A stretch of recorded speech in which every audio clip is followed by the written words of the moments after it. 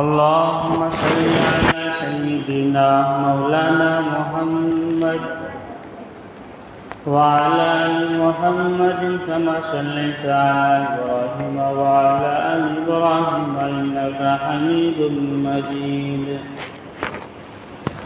اللهم بارك على محمد وعلى آل محمد كما باركت على إبراهيم وعلى آل إبراهيم إنك حميد مجيد. رب اشرح لي صدري ويسر لي أمري واحلل عقدة من لساني يفقهوا قولي في جميع كلامنا.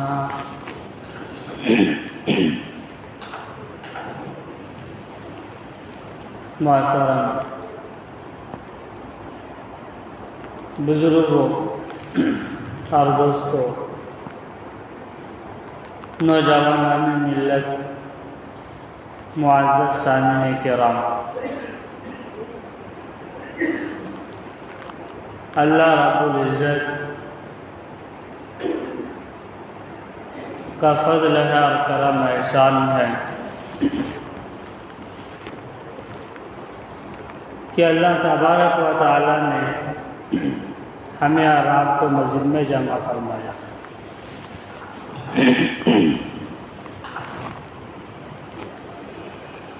اور اللہ رب العزت نے ہمیں اور آپ کو ایک ایسے نبی کی امت میں پیدا فرمایا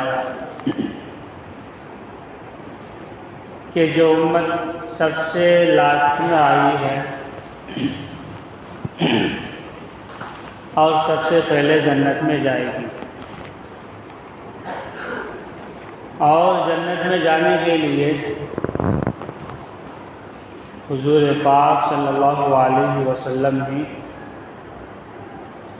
سفارش کریں گے، سفارش فرمائیں گے. تو میرے محترم بزرگوں اور دوستوں، ربیع الاول کا مہینہ آج ختم ہونے والا ہے. 30 تاریخ ہے. دن کیوں گھٹتا ہے اور کیسے چلتا ہے کہ معلوم ہی نہیں ہو رہا ہے، اور احساس بھی نہیں ہوتا کہ شام کب ہوئے اور صبح کب ہوئی. اور ہمیں یہ پتہ نہیں ہے کہ کب ہمیں دنیا سے رخصت ہونا ہے اور کب جانا ہے. حضرت عمر رضی اللہ تعالیٰ فرماتے ہیں کہ جب تم صبح کرو تو شام کے انتظار نہ کرو، اور جب شام کرو تو صبح کا انتظار نہ کرو. اور حضرت عمر رضی اللہ تعالیٰ فرماتے ہیں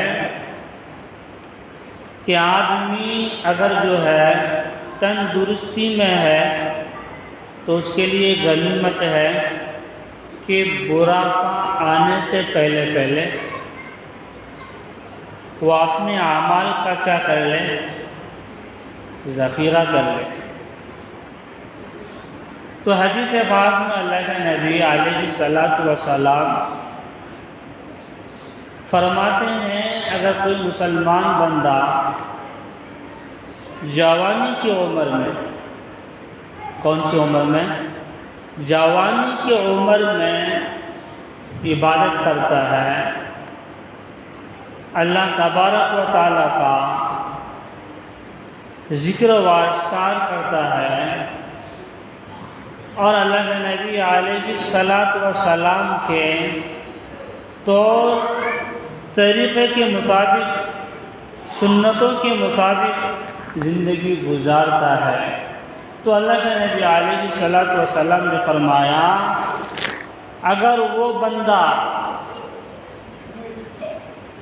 بیمار ہو جائے بڑھاپے کی عمر میں، یعنی ضعیف کی عمر میں بیمار ہو جائے، تو اللہ تبارک و تعالی اس جوانی کے اعمال کرنے سے اور اس جوانی کی عبادات کرنے سے اللہ تبارک و تعالی اس کو بڑھاپے میں اس کے نام اعمال لکھ دیتے ہیں، اور اس کو اتنا ہی ثواب دیا جاتا ہے جتنا ثواب وہ جوانی کی عمر میں کیا کرتے تھے، جتنا ثواب جوانی کی عمر میں یعنی نمازوں کا اور دیگر عبادات کو جو ہے اہتمام فرماتے ہیں۔ تو بقول فرماتے ہیں علماء کرام، مثال کے طور پر اگر کوئی آدمی جوانی کی عمر میں کماتا ہے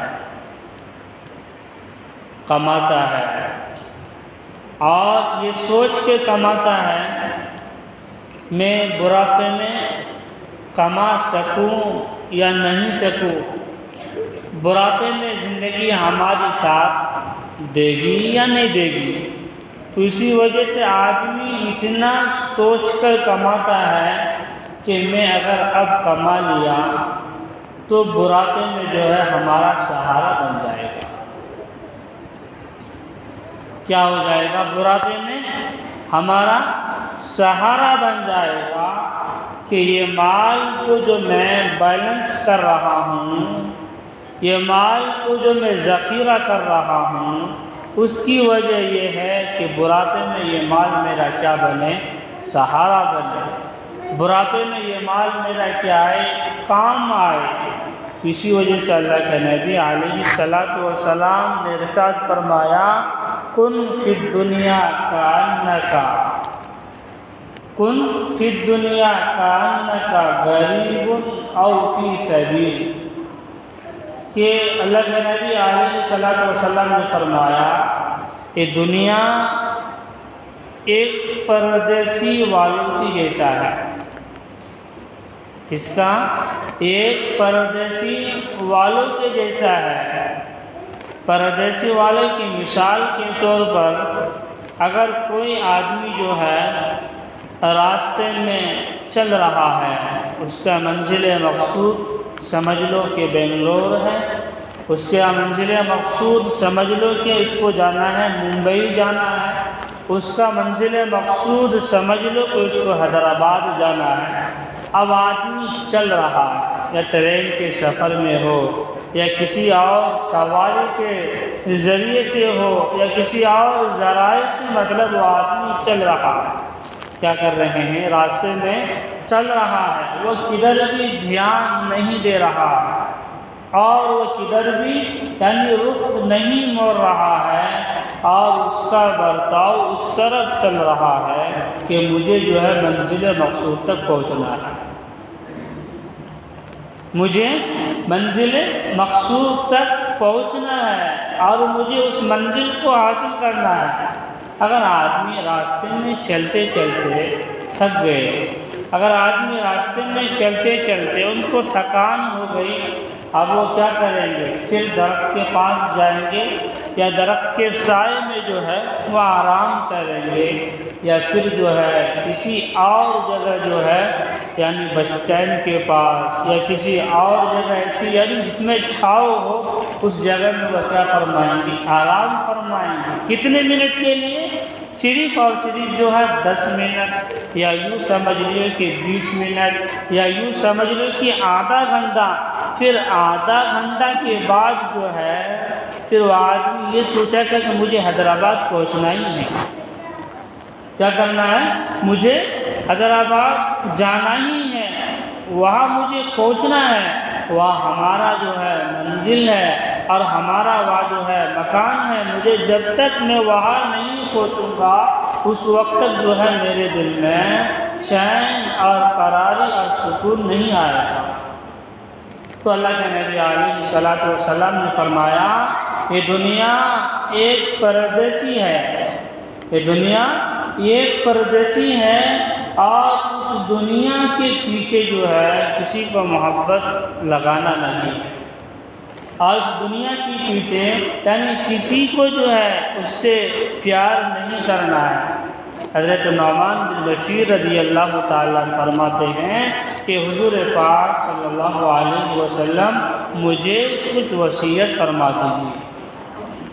کیا فرما دیجیے؟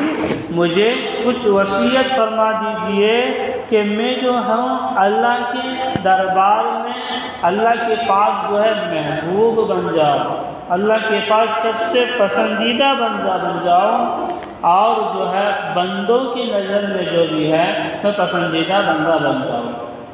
تو اللہ کے نبی علیہ السلام نے وہ صحابی کو نصیحت فرمایا اور نصیحت کیا کہ آپ جو ہے یعنی دنیا سے بے رغبتی کر لو۔ کیا کر لو؟ دنیا سے بے رغبتی کر لو، اور دنیا سے دل کو جو ہے ہٹا لو، اور دنیا سے اپنی محبت کو کیا کر دو؟ غافل کر دو، اور آخرت کو کیا بنا لو؟ اپنا منزل مقصود بنا لو۔ آپ سے جو ہے اللہ تبارک و تعالیٰ کی محبت فرمائیں گے، اور آپ سے جو ہے اللہ کے نبی علیہ السلام کی نظر میں آپ ہماگیر یعنی آپ جو ہے سب سے پسندیدہ بندہ ہوگا، سب سے مخلص بندہ نظر آئے گا، اور مخلوق کے درمیان میں بھی آپ سے کیا کریں گے؟ محبت فرمائیں گے۔ تو میرے محترم بزرگوں اور دوستوں، یہ جو اللہ تبارک و تعالیٰ نے کائنات بنایا، اللہ تبارک و تعالیٰ نے زمین بنایا، اللہ تبارک و تعالیٰ نے آسمان بنایا، یہ میرے نبی پاک صلی اللہ علیہ وسلم کے صدقے اور طفیل سے بنایا ہے۔ کیا بنایا ہے؟ میرے نبی پاک صلی اللہ علیہ وسلم کے صدقے اور طفیل سے بنایا ہے۔ اگر اللہ کے نبی علیہ السلام کو اس دنیا میں مبعوث نہ فرماتے، نہ ہم ہوتے، نہ آپ ہوتے، نہ یہ سورج ہوتا، نہ ستارہ ہوتا، نہ چاند ہوتے، نہ زمین ہوتی، نہ آسمان ہوتا، اور اللہ تبارک و تعالیٰ کسی کو نہیں بناتا، اور اللہ تبارک و تعالیٰ کسی کو پیدا نہیں کرتے،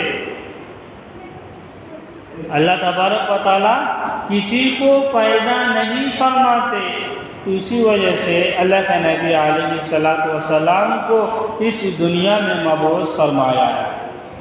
کیا فرمایا؟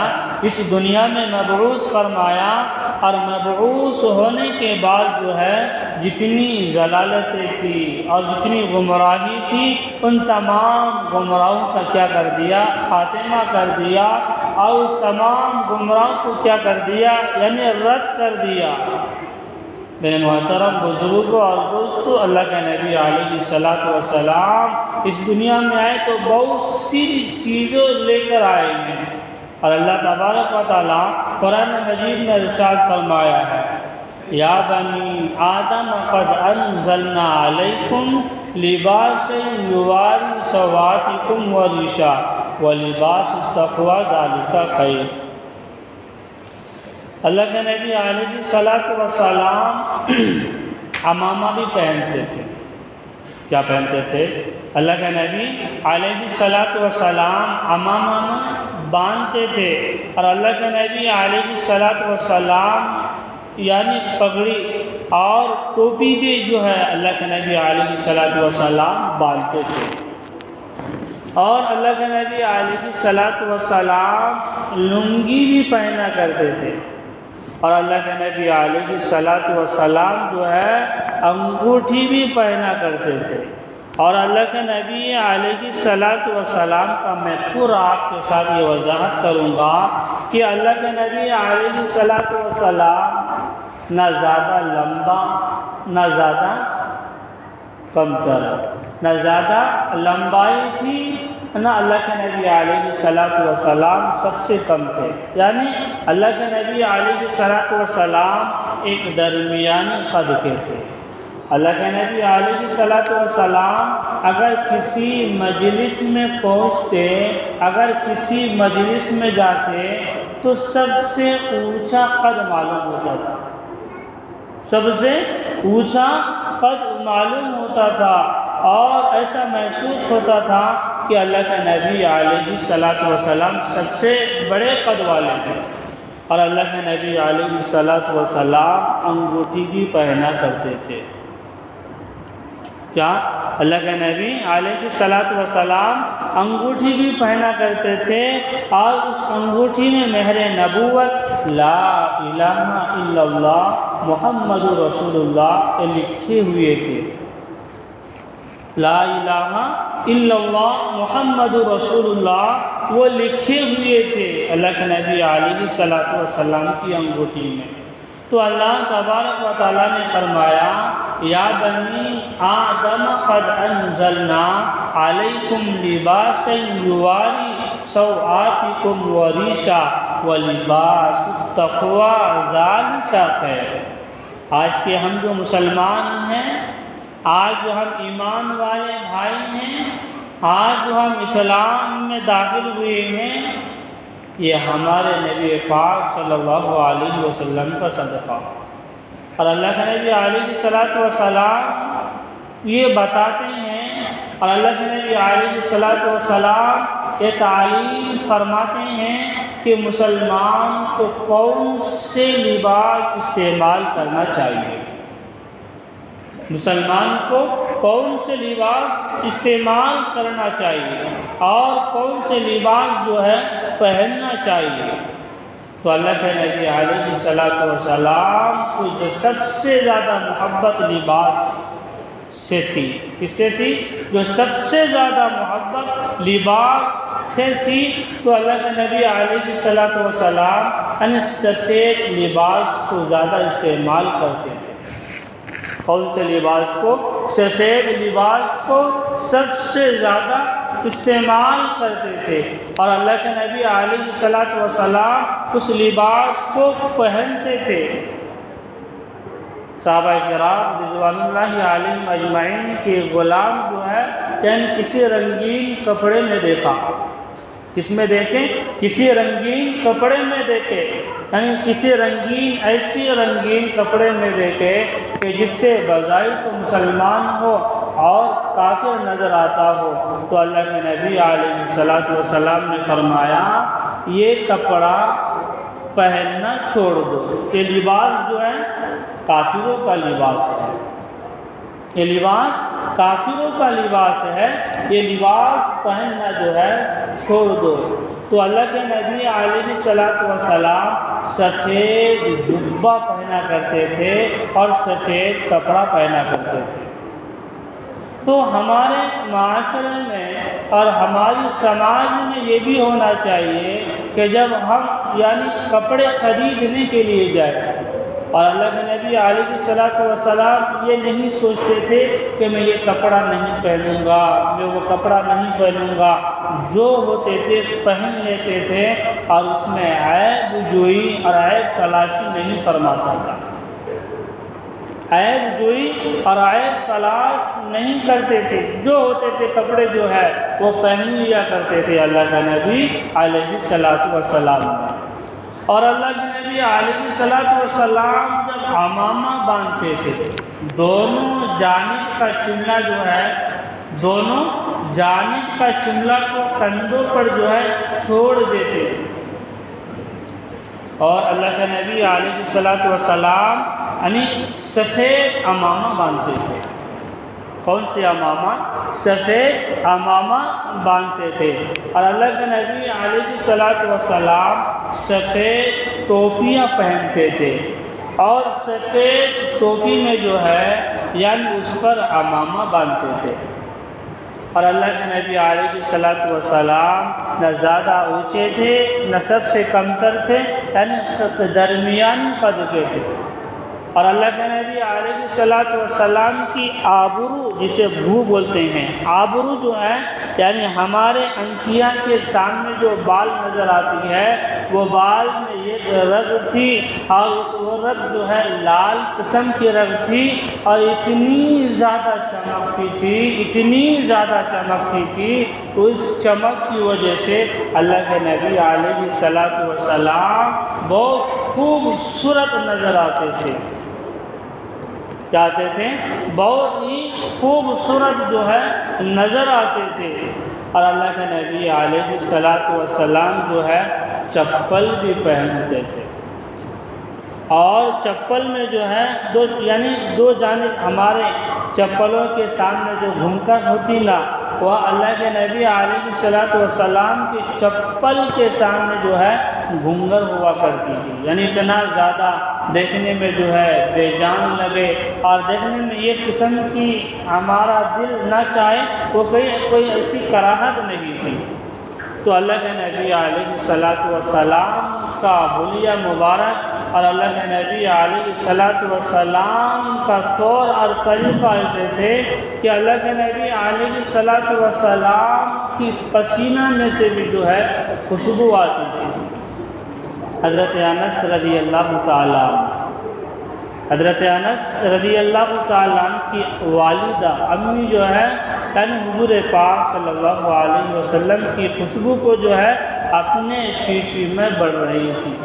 کیا کر رہی تھی؟ اپنے شیشی میں بھر رہی تھی۔ تو حضرت انس رضی اللہ تعالیٰ عنہ فرمانے لگے اور کہنے لگے کہ آپ حضور کا پسینہ اپنے شیشی میں کیوں بھر رہی ہو؟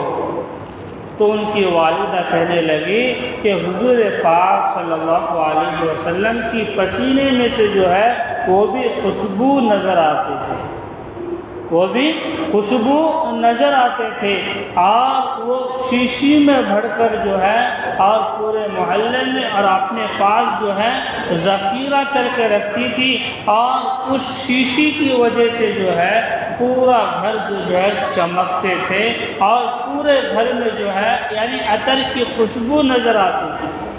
اور اللہ کے نبی علیہ الصلوۃ والسلام جس طرف بھی رخ کرتے تھے اور جدھر بھی سفر کرتے تھے تو اللہ کے نبی علیہ الصلوۃ والسلام کے بدن سے جو ہے وہ خوشبو آتی تھی۔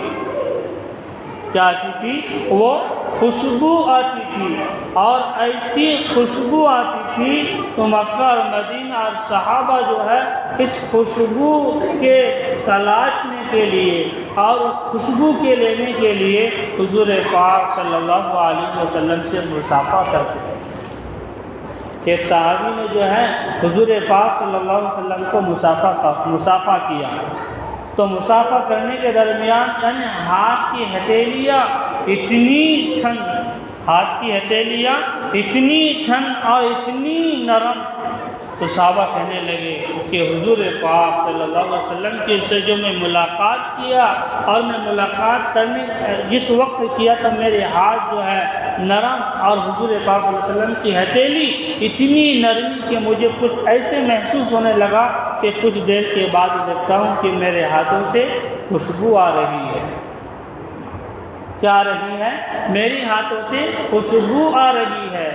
تو میرے محترم بزرگوں اور دوستوں، اللہ کے نبی علیہ الصلوۃ والسلام کا رہن اور سہن اور اللہ کے نبی علیہ الصلوۃ والسلام کا طریقہ حلیہ کہ جب بھی یعنی بات فرماتے تھے، اللہ کے نبی علیہ الصلوۃ والسلام کا جو دانت تھے، اللہ کے نبی علیہ الصلوۃ والسلام کا جو دانت تھے یعنی تھوڑا سا فاصلہ تھا، بہت خوبصورت نظر آتے تھے، اور جب بھی کلام فرماتے یا گفتگو فرماتے تھے تو اللہ کے نبی علیہ الصلوۃ والسلام کی اتنی دانتوں سے خوبصورت نظر آتی تھی کہ بعض صحابہ جو ہے دیکھنے کے لیے جاتے تھے، اور بعض صحابہ جو ہے حضور کو دیکھتے تھے اور سنتے تھے۔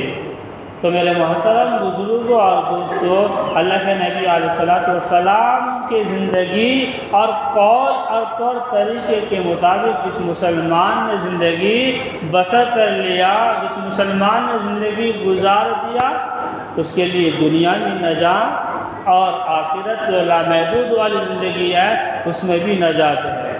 ایک صحابی اللہ کے نبی علیہ الصلوۃ والسلام فرماتے ہیں کہ میں بغیر ٹوپی کے میں کبھی بھی نماز نہیں پڑھا، اس کے بغیر ٹوپی کے میں نماز کبھی بھی نہیں پڑھا ہوں اور اللہ کے دربار میں کبھی بھی کھڑا نہیں ہوا ہوں۔ ایک صحابی کی غلام جو ہے ننگے سر یعنی نماز پڑھتے تھے، تو کہنے لگے کہ آپ جو ہے ٹوپی پہن لیا کرو، آپ ٹوپی پہن لیا کرو، کہ ٹوپی پہننے سے جو ہے ہمارے اندر خوبصورتی نظر آتی ہے، اور ٹوپی پہننا یہ میری سنت عمل ہے۔ کیا ہے؟ ٹوپی پہننا یہ میری سنت عمل ہے۔ تو ہمیں جب مسجد میں آتے ہیں تو مسجد میں آنے کے درمیان میں جو ہے ہمیں اپنی ٹوپی کا استعمال کرنا ہے۔ یہاں تک کہ مسجد کی ٹوپی میں علماء کرام فرماتے ہیں اس میں نماز نہیں ہوتی ہے، مکروہ ہو جاتی ہے۔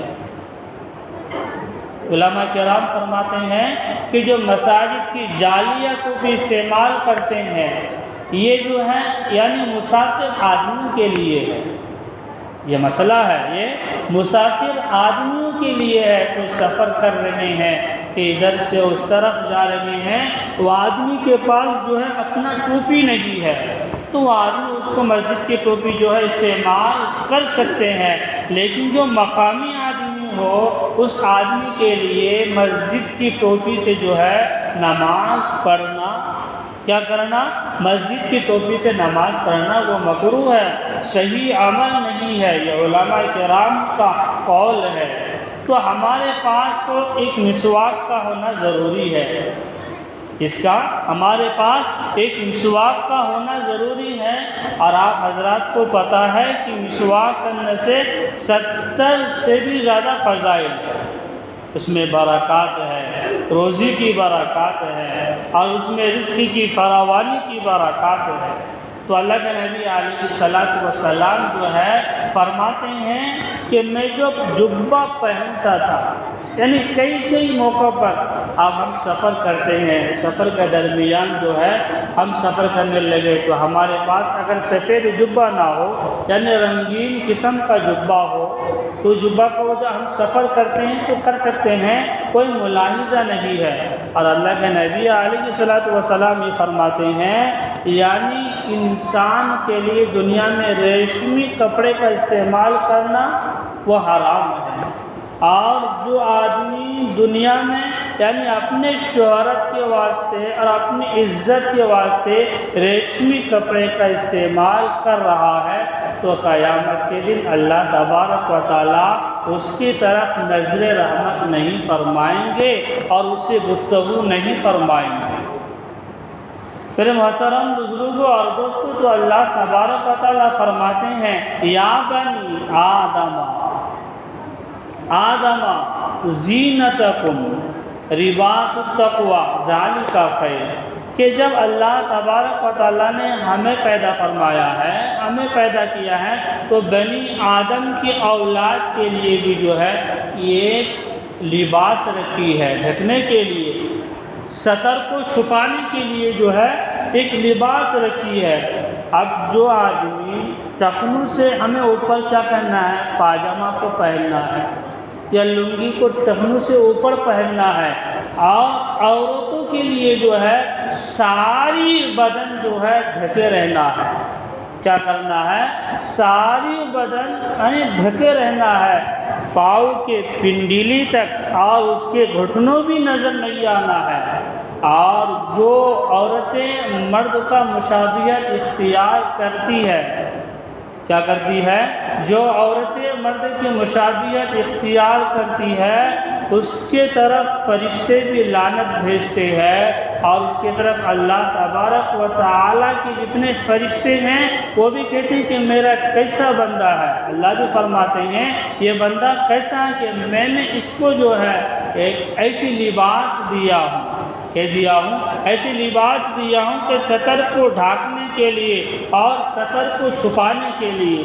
آج کل ہماری عورتیں، ہماری مائیں اور بہن تو ایسا ہو گئی ہے کہ جب اذانیں ہونے لگتی ہے، اذان ہو رہی ہے تو ہمارے سروں کے اوپر جو ہے دوپٹہ نہیں رہتی۔ بہت افسوس کی بات ہے۔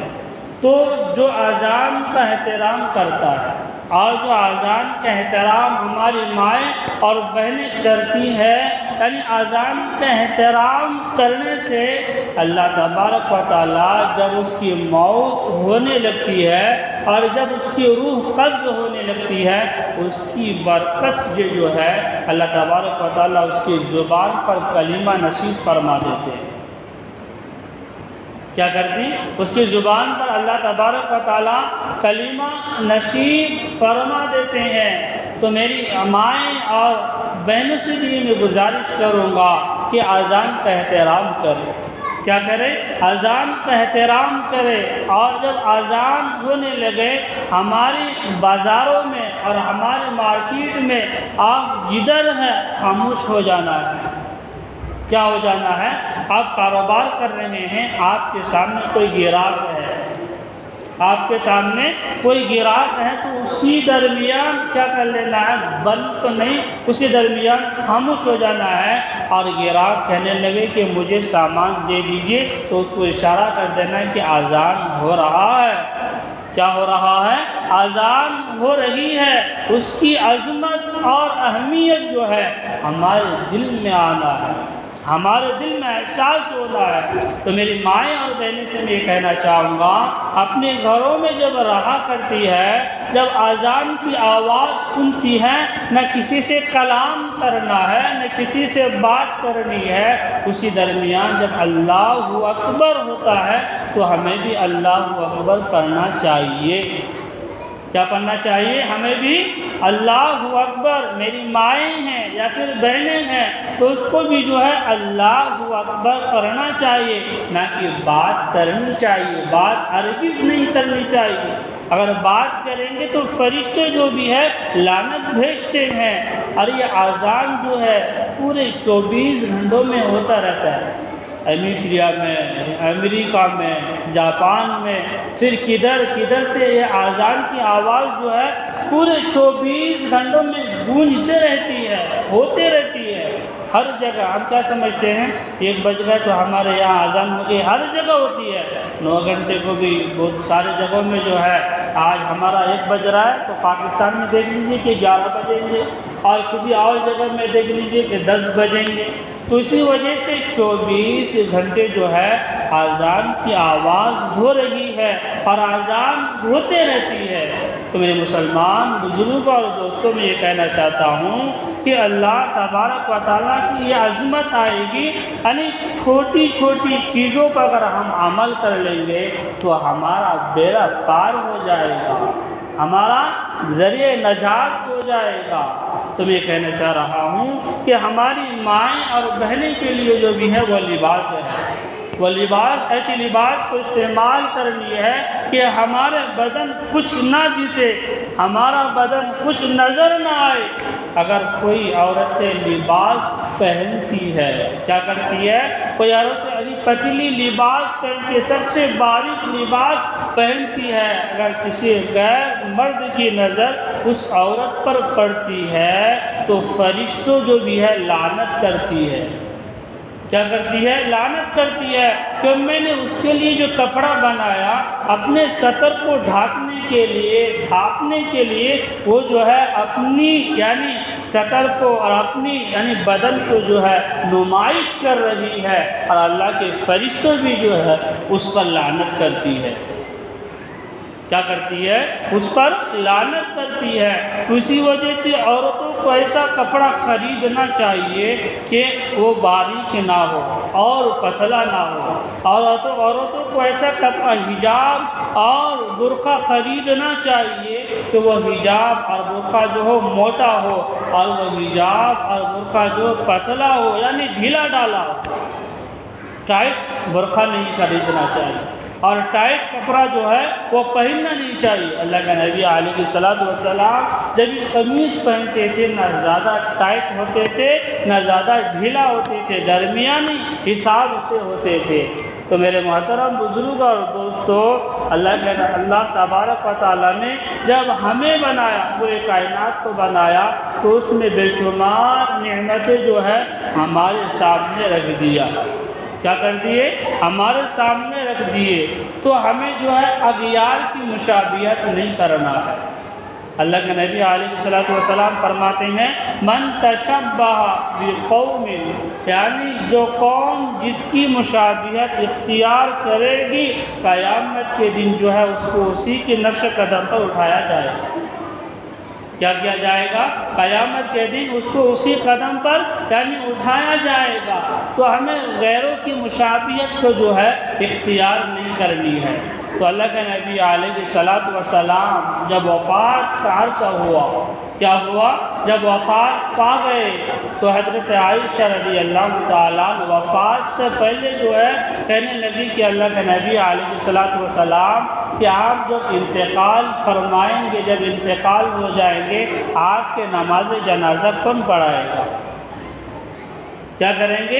آپ کے نماز جنازہ کون پڑھائیں گے اور کون پڑھانے والے ہوں گے؟ تو اللہ کے نبی علیہ الصلوۃ والسلام وفات سے پہلے جو ہے یہ نصیحت فرماتی ہوئے گئے کہ میرا نماز جنازہ ہے ایک ایسی جگہ رکھ دینا کہ سب سے پہلے جو ہے حضرت جبرائیل علیہ الصلوۃ والسلام کیا کریں گے اور ہماری نماز جنازہ پڑھائیں گے، یعنی پڑھائیں گے تو نہیں، ہمارے حضور پاک صلی اللہ علیہ وسلم کی نماز جنازہ کسی نے پڑھائے نہیں، سب ہی جو ہے فردن پڑھے، یعنی اکیلے پڑھے۔ تو سب سے پہلے حضرت جبرائیل علیہ الصلوۃ والسلام حضور پاک صلی اللہ علیہ وسلم کی نماز جنازہ پڑھے، اس کے بعد حضرت میکائیل علیہ الصلوۃ والسلام جو ہے نماز جنازہ ادا فرمائے، یعنی چاروں فرشتوں نے جو بھی ہے نماز جنازہ ادا فرمائے، اور مہاجرین اور انصار اور صحابہ اور مہاجرین کے بچوں نے جو بھی ہے حضور پاک صلی اللہ علیہ وسلم کی نماز جنازہ پڑھے۔ کیا پڑھے؟ حضور پاک صلی اللہ علیہ وسلم کی نماز جنازہ پڑھے۔ اور حضور پاک صلی اللہ علیہ وسلم جب دنیا سے جانے لگے تو بہت ساری چیزوں کا اس کو معلوم ہو گیا کہ مجھے اب دنیا سے جانے کا وقت ہے، آپ دنیا سے میں جانے لگا ہوں۔ تو حضور پاک صلی اللہ علیہ وسلم نے یعنی دنیا والے کو یہ پیغام پہنچا دیا اور دنیا والوں کو یہ کہہ دیا کہ میرے جانے کے بعد آپ کیا کرنا؟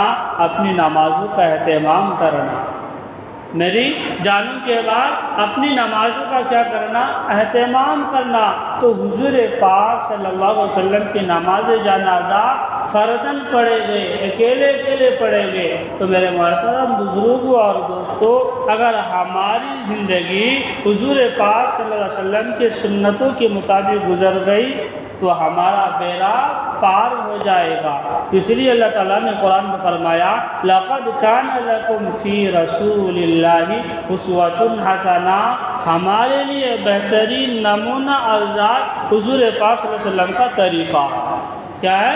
ہمارے لیے بہترین نمونہ ہے حضور پاک صلی اللہ علیہ وسلم کا طریقہ، ہمیں اپنی زندگی میں اپنانا ہے۔ لیکن آج مسلمان جو ہے صرف سرسری یہ کر رہا ہے، لیکن دل و دماغ سے جو ہے حضور کے سنتوں کا اپنانا ہے۔ اللہ تعالیٰ سے دعا ہے ہم سب کو عمل کی توفیق عطا فرمائے۔ وآخر دعوانا الحمدللہ رب العالمین۔ جو حضرات سنت نہیں پڑھیں وہ سنت سے فارغ ہو جائیں۔